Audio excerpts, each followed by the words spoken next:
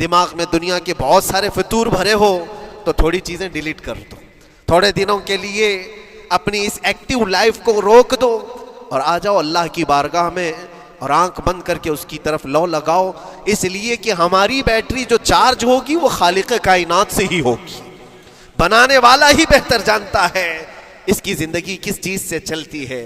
اور اسی لیے کہا ہے، امام غزالی رحمۃ اللہ تعالیٰ علیہ فرماتے ہیں، جو بندہ اللہ کے ذکر سے کئی دن تک غافل ہوتا ہے تو مردہ لاش ہے جو چل رہا ہے، بازاروں میں جو چل پھر رہا ہے، ذکر الہی نہیں کرتا تو اس کی روح ختم ہونے کے قریب آئی ہے، یہ زندہ لاش ہے۔ یہاں زمانے ہو گئے، مہینوں بیت گئے، برسوں ہو جاتے ہیں، کتنے دن ایسے ہیں آپ نے اللہ کے ذکر کے لیے الگ سے وقت نکالا ہو؟ کہاں ہے وقت؟ نماز بھی ایسے پڑھ کر کے بھاگ جاتے ہیں جیسے لگتا ہے کہ کوئی چیز ہمارے اوپر سوار تھی، جلدی سے ہٹا دی اور بھاگ گیا۔ نہیں میرے عزیزوں، ہماری روح جب بیمار ہوتی ہے، ہماری روح کو جب بھوک لگتی ہے تو اللہ کے ذکر سے اس کا علاج بھی ہوتا ہے اور اس کو رزق بھی ملتا ہے، لیکن ہم رزق دیتے ہی نہیں۔ کبھی آپ نے دیکھا ہماری باڈی کو، صبح ناشتہ نہ کرو، دوپہر میں کھانا نہ کھاؤ تو شام تک ہمارا جسم ہچکولے لینے لگتا ہے، چکر آنے لگ جاتے ہیں۔ کیوں؟ جسم 2 وقت کے کھانے کو چھوڑنا برداشت نہیں کر پاتا، کمزوری آ جاتی ہے، جسم کو بھوک لگتی ہے، ہمیں کھانا دینا اسے ضروری ہے۔ اسی طرح اللہ نے ہماری جو روح بنایا ہے، روح کو بھی رزق کی ضرورت ہے، اور روح کا رزق کیا ہے؟ روح کا کھانا پینا کیا ہے؟ کاجو بادام میوے پستے کھا کر کے روح کو طاقتور نہیں بنا سکتے۔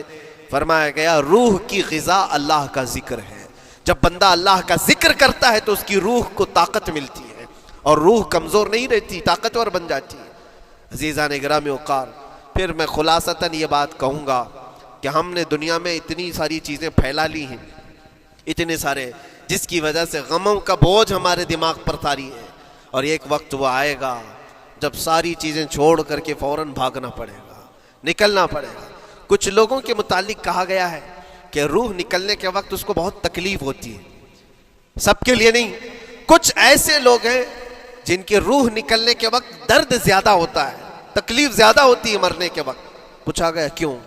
کہا کہ یہ روح جو ہے اس کی ساری بنائی ہوئی چیزوں میں اٹکی ہوئی ہے، اس کی اولاد میں بھی ہے، اس کے مال میں بھی لگی ہوئی ہے، اس کے گھر میں بھی لگی ہوئی ہے، اس کے جائیداد میں بھی لگی ہوئی ہے۔ روح جب نکل رہی ہوتی ہے ان سب چیزوں سے بھی نکل رہی ہے، جہاں جہاں اس کی خواہشات لگی ہوئی تھی سب جگہ سے کھینچا جا رہا ہے، تو درد بڑھتا چلا جاتا ہے، تکلیف بڑھتی چلی جاتی ہے، اور پھر وہ جب دیکھ رہا ہوتا ہے خالی ہاتھ جا رہا ہو، تکلیف زیادہ ہوتی ہے۔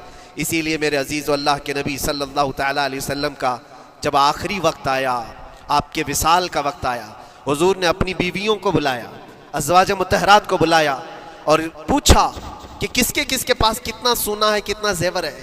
ازواج مطہرات نے کہا میرے پاس اتنا ہے، ان کے پاس اتنا ہے، سب نے اپنے چاندی سونے کے زیورات لا کر پیش کر دیا۔ حضور پاک صلی اللہ علیہ وسلم نے فرمایا اے میری بیویوں، اے میری ازواج، اگر تم چاہو تو یہ سب اللہ کی راہ میں خیرات کر دو، اللہ کی راہ میں اس کو وقف کر دو، خیرات کر دو۔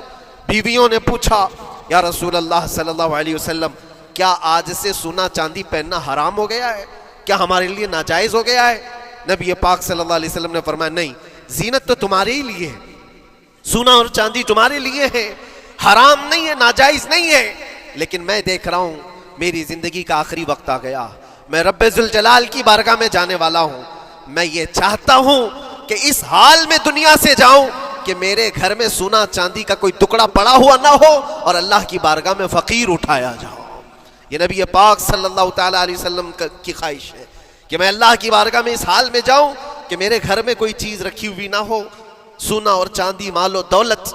کیونکہ میرے عزیزوں اسی سے اندازہ کرو انسان اپنی خواہشات میں اتنا گھر جاتا ہے کہ اس سے نکلنا اس کے لیے مشکل ہوتا ہے، اور روح نکلنے کے وقت یہی تو تکلیف ہوتی ہے کہ کہاں کہاں کیا کیا بنایا تھا، کتنا جمع کیا تھا، حساب کرتے کرتے اس کی روح نکل جاتی ہے۔ ہم نے دیکھا ہے، میں اپنا ایک تجربہ بتاتا ہوں، عمرہ سے ہم واپس آ رہے تھے، 40 لوگوں کا قافلہ تھا، ایئرپورٹ پر پہنچے، بہت تاخیر ہو چکی تھی اور فلائٹ کا وقت بہت کم رہ گیا تھا، اور حاجی لوگ ماشاءاللہ جاتے ہیں تو خوب بھر بھر کر کے سامان بھی لیتے ہیں، کیا کیا سامان تھے سب کے پاس، اور ہمارا بار بار جانا آنا ہوتا ہے، میں کبھی کوئی زیادہ چیزیں رکھتا نہیں۔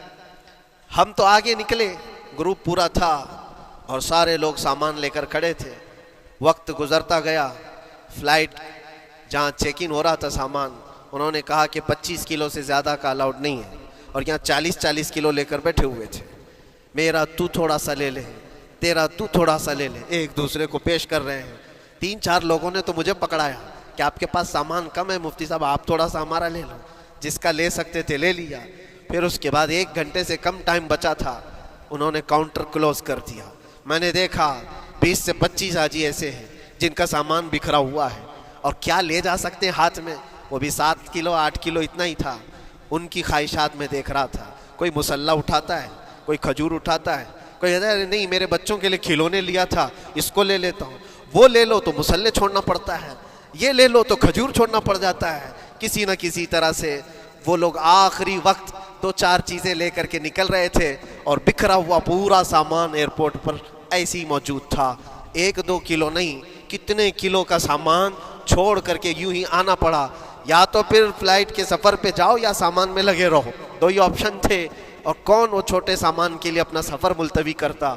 واپس آئے، حسرت بھری نگاہوں سے دیکھتے رہے اپنے سامان کو، اور پھر اندر آ کر جب بیٹھے میرے ذہن میں یہ بات گونجنے لگی، یہی حالت ہوتی ہوگی جب انسان دنیا سے جا رہا ہوتا ہے، جب یہاں سے رخصتی کا وقت آتا ہے اور ملک الموت سر پر آ کر کھڑا ہو جاتا ہے، روح نکلنے کے لیے بھی تھوڑا سا وقت باقی ہے، بس منٹوں میں بھی نہیں رہ گیا۔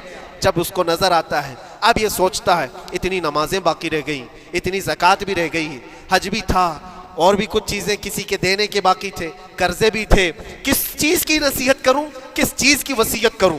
فلاں جگہ ایک گھر خرید کر کے اس کے ڈاکیومنٹ تو وہاں رکھا تھا، بیٹے کو بھی نہیں بتایا، بیٹی کو بھی نہیں بتایا، پتہ نہیں کس کے ہاتھ لگ جائے گا۔ یہ خواہشات گھومتی رہتی ہیں، وہ کسی کو بتا بھی نہیں پاتا، ادھر ملک الموت روح نکال کر نکل پڑتے۔ یہ انسان کی شارٹ لائف ہے، مختصر سی زندگی ہے، جہاں یہ خواہشات دھری کی دھری رہ جاتی ہیں۔ اسی لیے شیخ سعدی نے بہت اچھی بات فرمائی۔ ایک بادشاہ نے اعلان کیا تھا اپنے وزیروں میں سے ایک کو، اس سے بہت خوش ہوا اور کہا جا آج تجھے میں اتنی جائیداد دوں گا، اتنی زمین، اتنی پراپرٹی دوں گا، جتنا تو اپنے ہاتھ میں ایک لکڑی لے کر گھیر دے گا، جتنی زمین تو گھیرے گا اتنی تیرے نام لکھ دوں گا، لیکن اس کے لیے ایک شرط ہے، صبح یہ لکڑی لے کر تو راؤنڈ مارنا اور اتنا گول سرکل بنانا سورج ڈوبنے سے پہلے تک، جتنی زمین گھیر لے گا وہ پوری تیرے نام پر۔ اس نے سوچا کہ اتنی بڑی زمین میں گھیر سکتا ہوں، ایک پورے دن میاں ممبئی والے اچھی طرح جانتے ہیں 4x4 کی جگہ مل جائے تو یہاں کتنی بڑی غنیمت ہوتی۔ اور اس بندے کو بادشاہ نے کہا لکڑی ہاتھ میں لے لے اور لکیر کھینچ، شام ہونے سے پہلے جتنا کرے گا پورا تیرے نام پر۔ وہ نکلا، اور جب لکیر کھینچتے جب چلنے لگا، پیچھے مڑ کے دیکھتا تھا بہت لمبی ہو گئی ہے، اتنی زمین میرے نام پر ہونے والی ہے۔ دوپہر ہو گئی، وہ واپس آنا نہیں چاہ رہا ہے، واپس آ کر کے سرکل پہ ختم تو کرنا ہے جہاں سے شروع کیا تھا۔ سوچتا اور تھوڑا کرتے وہ اثر ہو گئی اس کی۔ اب اس کو لگا کہ واپس پلٹنا چاہیے، کئی کلومیٹر ہو گئے تھے، اتنے کلومیٹر کی زمین اب وہ اپنے نام پر کروانے والا تھا، لیکن جب واپس پلٹنے کا وقت آیا سانس پھولنے لگ گئی، کیونکہ صبح سے چل رہا ہے، کھایا بھی نہیں ہے، پیا بھی نہیں ہے، جس چیز کو جمع کرنے کے لیے دوڑتا رہا۔ اب سورج پیلا پڑ گیا، ڈوبنا کے وقت قریب آنے لگا تو اب بھاگنا شروع کیا۔ بادشاہ اور اس کے وزیر انتظار کر رہے تھے کہ یہ لوٹے گا بھی۔ اب دیکھا بڑی دور سے یہ دوڑتا آ رہا ہے، اپنی لکڑی کو لکیر زمین پر کھینچتے ہوئے کہ جلد سے جلد اپنے اس پوائنٹ پر پہنچ جاؤں جہاں سے شروع کیا تھا۔ سانس پھولنے لگ گئی، دوڑتے ہانپنے لگ گیا، سورج ڈوبنے کے قریب آ گیا، آخری کرنیں باقی تھی اور اس کا پوائنٹ بھی قریب آ گیا تھا۔ دوڑتے کسی طرح سورج غروب ہونے سے پہلے پہنچ گیا وہاں پر، لیکن کثرت سے بھاگنے کی وجہ سے ٹھوکر کھا کر کے گر گیا اور اپنے اس پوائنٹ پر لکڑی لا کر کے جمع کر دیا۔ بہت بڑا سرکل، بہت بڑی لکیر کھینچا تھا، لیکن ایسا گرا کہ دوبارہ اٹھ نہیں سکا۔ جب سپاہی اٹھانے کو آئے تو اس کی موت ہو چکی تھی، اس کی روح نکل چکی تھی، اتنا دوڑا تھا اس کی روح نکل گئی۔ بادشاہ نے کہا اس نے صبح سے لے کر شام تک اپنے نام جائیداد کرنے کے لیے اتنی دوڑ لگائی، بہت لمبی لکیر کھینچا، اتنی بڑی پراپرٹیز کے نام پر ہوتی، لیکن عقل مند دانشور تھا بادشاہ۔